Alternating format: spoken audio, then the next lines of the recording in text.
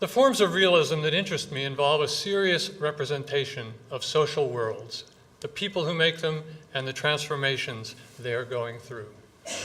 Thinking about realisms in museum context has so far proved fruitful to me, because museums offer excellent sites to explore ways of narrating and dramatizing diverse histories and ways of translating across cultures. And since they are performative contexts, museums keep us acutely aware of different audiences for the stories we tell.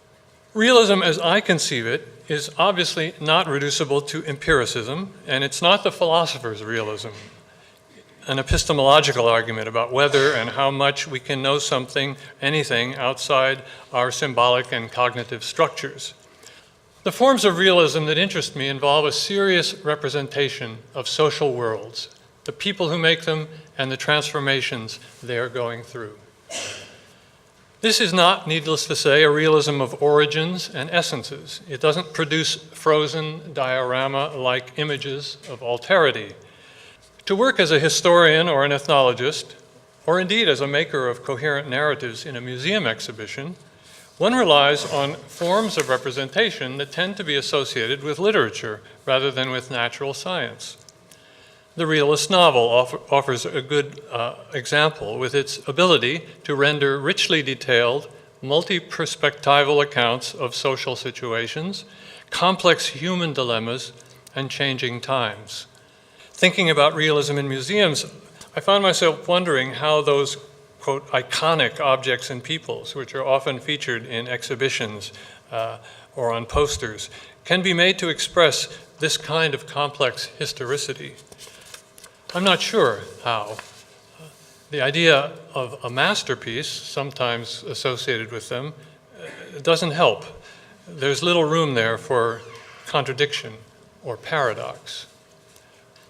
A more complex, variegated realism would be needed to represent a world now inescapably fissured by region, gender, by race and ethnicity, by decolonial and neocolonial pressures. This is a photo of Alfred Russel Wallace, the anthropologist explorer, together with the ghost of his mother.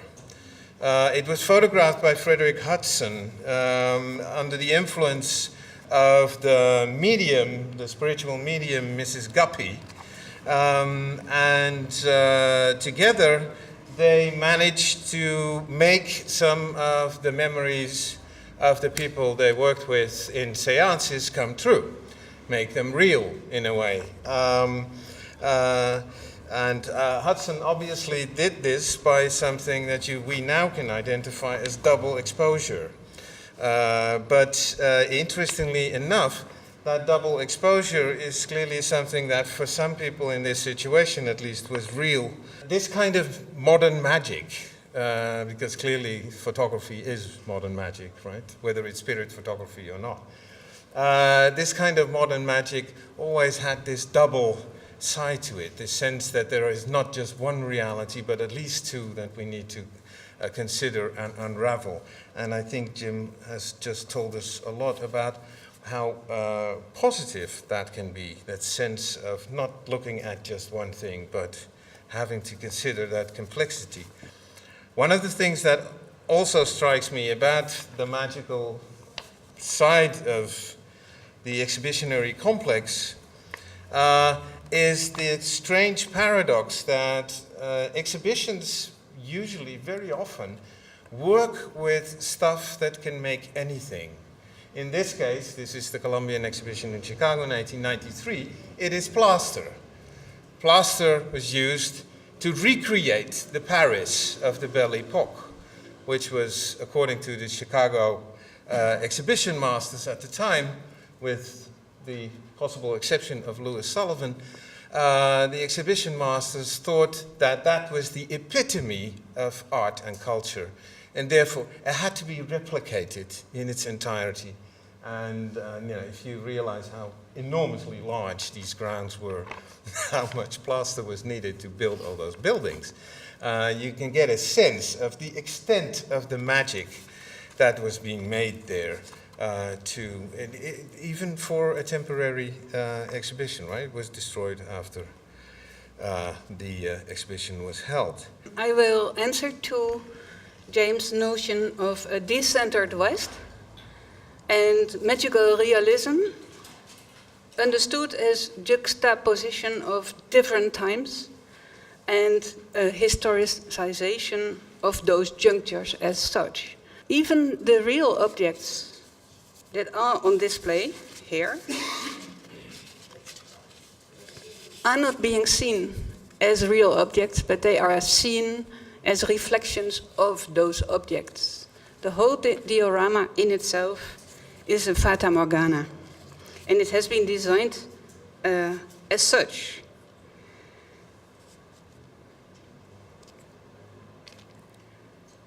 It's almost surreal, I would say. We see no objects, no people, just a reflection, and that is what we see.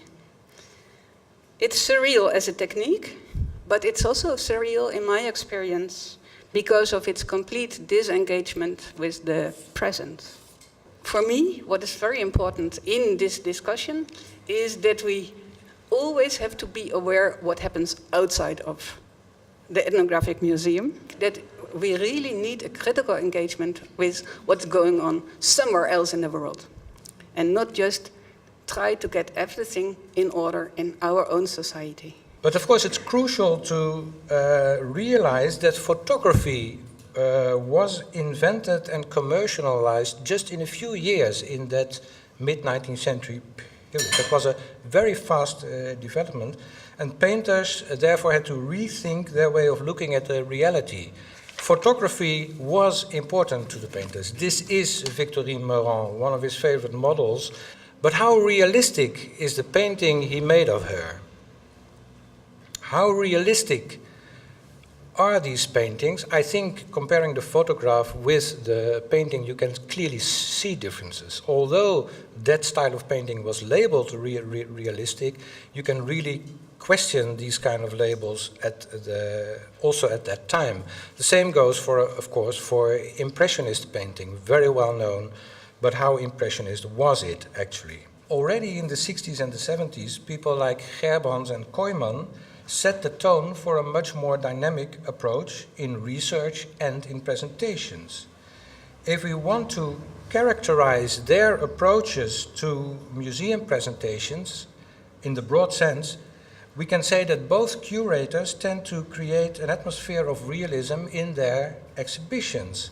First Gerbrands, with his use of photography and film, particularly in the 1960s, and later Simon Koyman, with his attempts to recreate the local atmosphere in an exhibition on bark cloth in Oceania. The general styles for exhibition making were, first of all, we said you can make aesthetic exhibitions. The second style of exhibition making, as we recognized it, was thematic. And I think that also speaks rather for itself. But the third one, not unimportant, was evocative. To create an atmosphere and a kind of sense of realism. I cannot recall, but that's my memory, anyone using the term realism. But I do recall curators saying that the displays they made were meant to evoke a certain atmosphere and a kind of impression of a local sphere.